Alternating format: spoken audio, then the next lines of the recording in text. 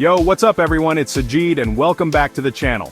Today, we're diving deep into the world of DevOps engineering, one of the most talked about in-demand career paths in tech right now. We're gonna break down everything you need to know, what a DevOps engineer actually does, the essential skills you gotta have, and the steps you can take to become one. This is your one-stop shop for figuring out if this career path is the right fit for you, and how to crush it in the industry. So whether you're completely new to the tech world, coming from a different background, or already have some experience and want to level up, stick around. Let's get started. Alright, let's talk about automation. This is where the magic happens in DevOps. Imagine pushing code and bam, it's automatically built, tested, and deployed to production. That's the power of CICD pipelines.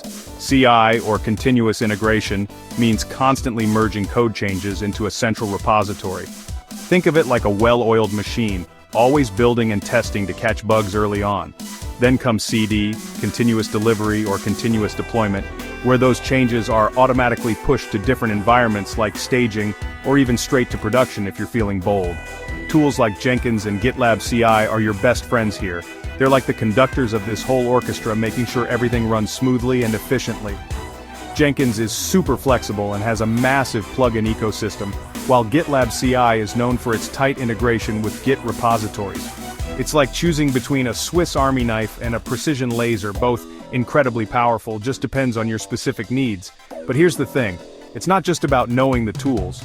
It's about understanding the underlying principles, the workflows, and how to design pipelines that are robust, scalable, and really hum. Think about it like building a high-performance engine. You need to know how each component works together, how to optimize for speed and efficiency, and how to troubleshoot when things go wrong. That's the level of mastery we're aiming for here. Because when you nail automation, you free yourself up from those tedious manual tasks and focus on what really matters, building awesome software faster. Next up, we're talking about infrastructure as code, or IAC. Now, this is where things get really interesting. Remember the days of manually configuring servers, setting up networks, and basically wrestling with hardware? Yeah, those days are over. With IAC, you treat your entire infrastructure like software. You write code to define everything: servers, databases, networks, load balancers, you name it. It's like writing a blueprint for your entire tech stack. Tools like Terraform and Ansible are the architects in this world. Terraform is like the master planner, letting you define your infrastructure across multiple cloud providers like AWS, Azure, and Google Cloud. Ansible, on the other hand, is more like the construction foreman, specializing in configuration management and automating tasks within your infrastructure. The beauty of IAC is that it brings all the benefits of software development to your infrastructure. Think version control, reproducibility, and automation. Need to spin up a new environment? No problem, just run a few lines of code. Want to make changes to your infrastructure? Easy, just update your code and let the tools do the heavy lifting. It's like having a magic wand that can build and manage your entire tech empire with just a few flicks of the wrist. But more importantly, IAC brings consistency and reliability. No more snowflake environments or weird configuration drifts. Everything is documented, repeatable, and easily auditable. It's like having a perfectly organized toolbox where every tool has its place. So if you're serious about DevOps, mastering IAC is non-negotiable. It's the foundation for building scalable, reliable, and agile infrastructure that can keep up with the demands of today's fast-paced tech world. Chapter 3. Monitoring and Incident Response, playing detective in the DevOps world. Now, even with the best automation and infrastructure in place, things can still go wrong.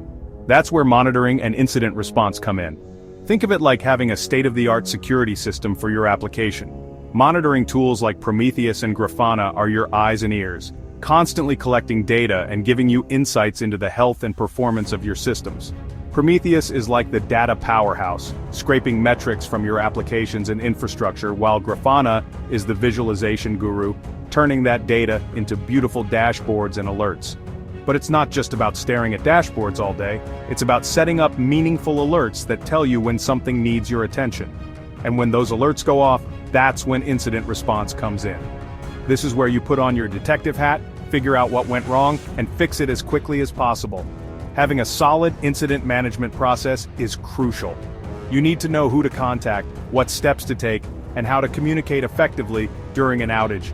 Remember, every minute of downtime can cost a company money, reputation, and even customers. So, being able to respond quickly and efficiently is paramount. But beyond just reacting to incidents, monitoring also helps you identify trends, optimize performance, and prevent future issues from happening in the first place. It's like having a crystal ball that gives you insights into your application's behavior and helps you make informed decisions. So, whether you're tracking server load, application errors, or user experience metrics, having a robust monitoring and incident response strategy is essential for any DevOps team. It's about being proactive, not reactive, and ensuring that your systems are always up and running smoothly. Chapter 4: Version Control and Collaboration, the DevOps Symphony. Finally, let's talk about version control and collaboration. This is the glue that holds everything together in the DevOps world. Think of it like the conductor's baton, keeping everyone in sync and moving in the right direction. Version control systems like Git and platforms like GitHub are non-negotiable. They're not just for developers anymore. DevOps engineers live and breathe this stuff. Git allows you to track changes to your code, collaborate with others seamlessly, and roll back to previous versions if needed. It's like having an undo button for your entire code base. Platforms like GitHub take it a step further, providing a central hub for code repositories, issue tracking, and collaboration features. It's like the social network for developers and DevOps engineers. But here's the thing, it's not just about knowing the commands or using the tools. It's about understanding the underlying principles of version control, branching strategies, and how to write clean, maintainable code that others can easily understand. And collaboration goes beyond just code. It's about communication, teamwork, and working closely with different stakeholders across the organization. DevOps is all about breaking down silos between development and operations, so being able to communicate effectively and work collaboratively is key. Think about it like an orchestra. Everyone has their own instrument and part to play, but it's the conductor, the communication, and the shared understanding of the music that creates something truly beautiful. So whether you're working on a small team or a large organization, mastering version control and collaboration is essential for success in the DevOps world. That was a deep dive into the world of DevOps engineering. I hope this video gave you a clear understanding of what it takes to thrive in this exciting and ever-evolving field. If you're ready to start your journey as a DevOps engineer, focus on building your tech skills in Linux, cloud platforms, and automation tools. And remember, DevOps is all about continuous learning and improvement, so embrace the challenge and never stop exploring. Hit the like and subscribe button for more videos. Comment below if you're planning to move to Germany, already working in tech, or want help picking the right course or certification. Let's keep the conversation going. Until next time.